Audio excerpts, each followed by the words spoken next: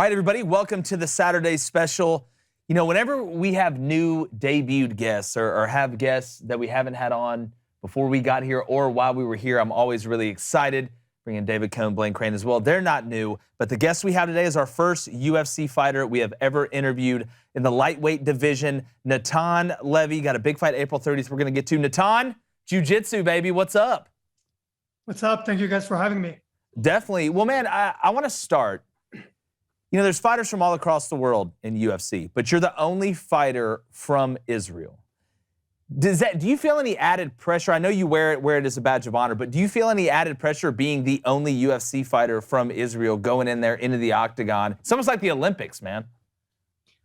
Yeah, there's a lot of pressure, but the good thing is, you know, I strive under pressure.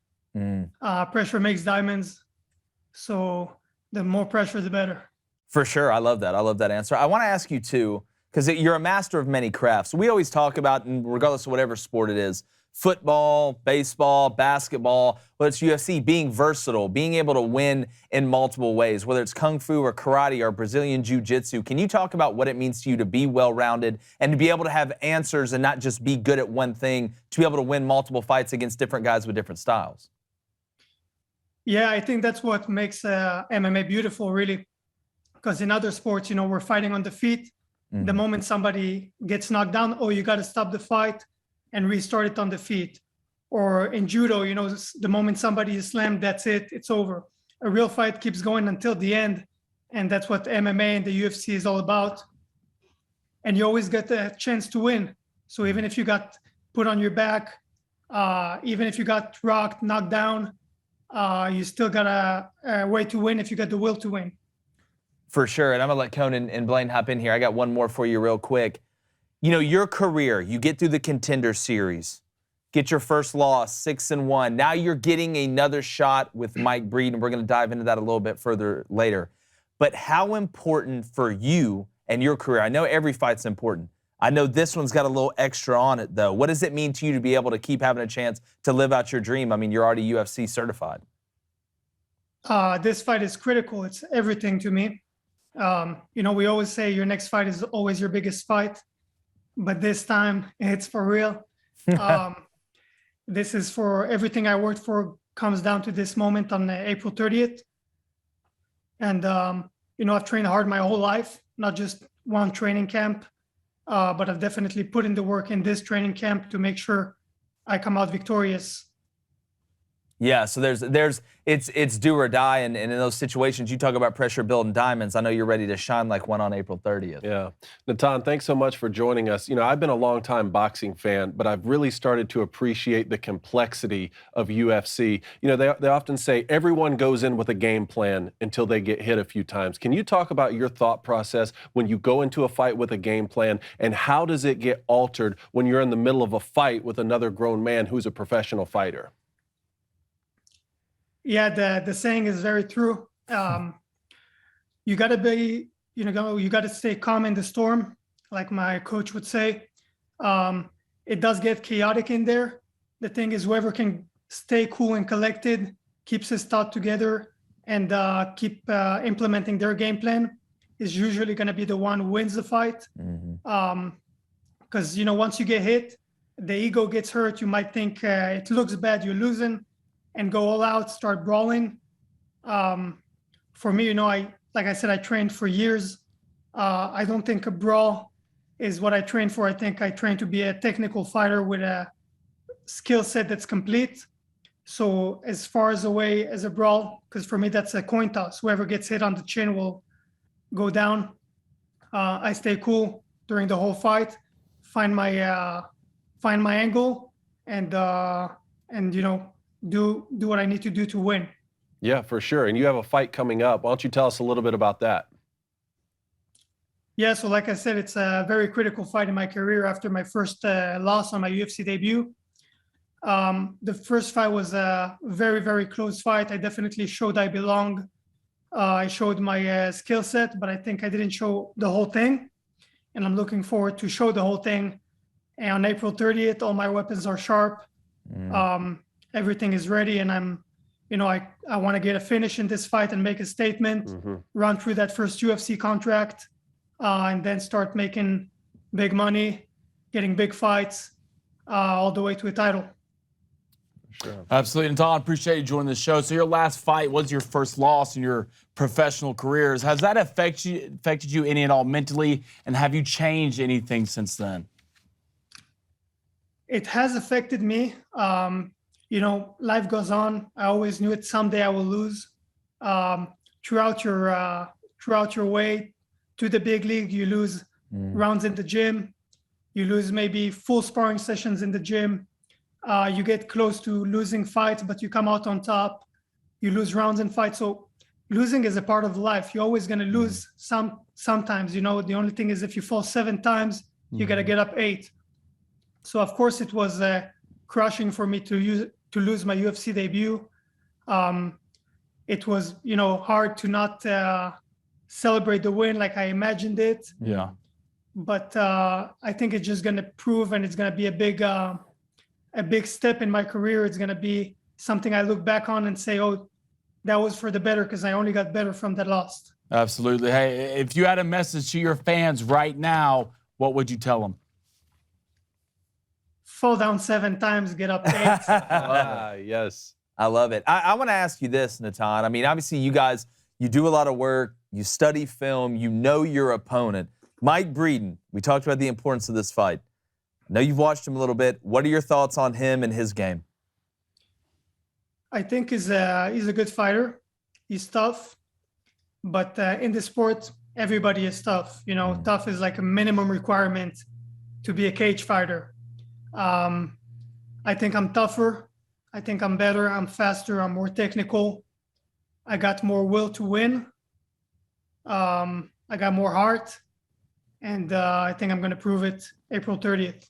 Now, he said he's going to take advantage of some of your weaknesses that he's perceived. Obviously, when you're going there in a fight, it's going to get real. Probably a lot of the trash talking goes out after y'all start fighting because, again, it's an exhausting sport for you guys, I know. But when you hear somebody talk about your weaknesses like that, you know, kind of how does that make you feel? You know, I know that probably gets maybe a little tingle in your spine, kind of crunches your knuckles a little bit. You know, I train hard and stay humble always. And I always got more to learn. But I have no idea what weaknesses he's talking about. That's I'm a great karate guy who's been submitting people all the way to the UFC. I showed my stand-up in the last fight. No. The guy just kept diving for my legs, trying to hold on. I didn't get a scratch on me. So again, of course, I can always improve, but I don't know about any weaknesses that he can take advantage of. Yeah. No, Natan submitted more people than the guy from 50 Shades of Grey. But I do got to ask you, I'll let Kunto know in here, but I do got to ask you, you handle business April 30th. You got anybody in mind you want next? Is there anybody you look at and you say, when I handle business, I'm humble, I'm going to handle business, but when I get done with this, I want him? Everybody. I want everybody. I want all the smoke. All the smoke. All the smoke. All the way from Israel wanting all the smoke. Now that's a T-shirt. That's a T-shirt. You know, I want to piggyback off that question here. Charles Oliveira is the current champion in your division. He has a fight with Justin Gaethje on May 7th. Is that a fight you will be watching? And if so, what do you expect to see from that fight? I'm absolutely going to be watching. I'm a big fan of both those fighters. I expect the champion to keep his title. Gaethje is always dangerous. But I think the champ is the champ for a reason. Mm-hmm. Sure. I do want to ask too, Natan, when you're making the walk up to go to the octagon, obviously you've been training, you have your mindset. What is the first thing that goes through your mind when you step in there? After he checks you, referee checks you, make sure you're good, you get in the octagon, what's the first thing that's going through your mind? Let's go. Love it. I love it. I love it. I've always wondered if there's, because again, we talk about game plans and going into the fight and maybe they're adjusting or doing something different, but just spending all that time, we talk about it in football a bunch, Natan. I think I use a lot of analogies of sports, you know, kind of crossover, is that you do all this training in football, I mean, in college, you're guaranteed 12 games. That's it. You do all this training all year long. You do about as much training or more than the freaking astronauts do. So when you go in there and you walk in there and that music's going on and you know all that work you've put in, do you have to remind yourself during the fight sometime that, you know, I can't get too juiced up. I can't get too amped up. I've got to stay technical, kind of like you were talking. Yeah, it's true, but to me, it comes very naturally to stay calm. So sometimes I need to, maybe even more hype myself up. Like obviously you step into a cage, you're hyped up, but I don't need people pulling me back so much. I know how to handle myself, keep my posture, keep my mental thoughts in check, not go crazy. The trash talk, it's not going to affect me. I'm not going to go crazy in there because somebody said something mean. I'm going to do what I need to do to win. Nice. Natan, the UFC seems to be stealing a lot of fans away from boxing right now. I mean, in many ways, boxing seems to be unorganized, and UFC seems to be singularly focused with leadership from Dana White. Can you just talk about the state of UFC right now, of UFC, and what the future looks like? I think a lot of people who used to watch boxing and maybe disregarded MMA and the UFC are starting to understand the complexity and what a sport it is, what an amazing sport. I don't think it's taken away from boxing. I think it's even strengthening boxing, because I think people now are learning boxing to train in MMA. In Israel, I think the boxing and the wrestling has been going through the roof since the rise of MMA. Gotcha. So I think it only does good to these sports. And yes, sometimes even people decide to stay in it and watch it. I know me as an MMA fighter and as a viewer, I didn't used to watch boxing, but now I do watch fights sometimes because it interests me.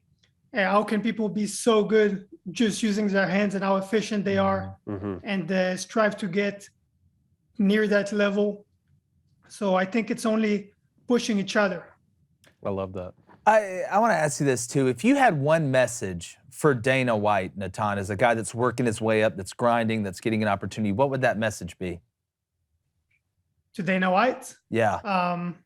I think I already, show him that message on the Contender Series. Yeah. When I submitted Trey Santana, I'm here, I'm for real, and I'm sticking around.